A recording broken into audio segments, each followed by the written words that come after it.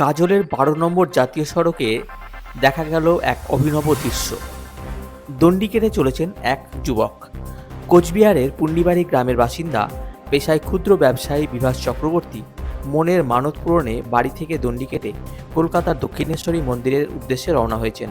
ইতিমধ্যে ১০৫ দিন পার হয়েছে, আরও প্রায় ১৫০ দিন লাগবে বলে ধারণা। সঙ্গে রয়েছেন এক সাধু বাবা।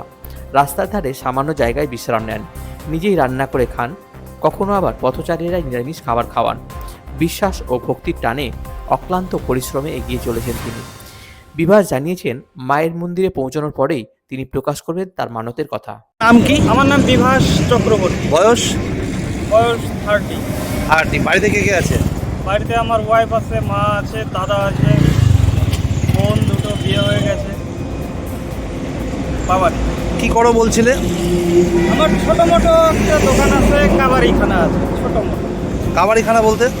ভাঙা চুলার ব্যবসা, টিন, লোহা। আচ্ছা আচ্ছা আচ্ছা আচ্ছা আচ্ছা, যা ভালো তো। এবার আমার মতো আমার চলে যায়। আপনার নাম কি? আমার নাম গণেশ গিরি। গণেশ গিরি। কোথায় আপনার বাড়ি? আমার বাড়ি নদিয়া, শান্তিপুর ফুলিয়া, কীর্তিবাস গ্রাম। আচ্ছা, নদিয়া।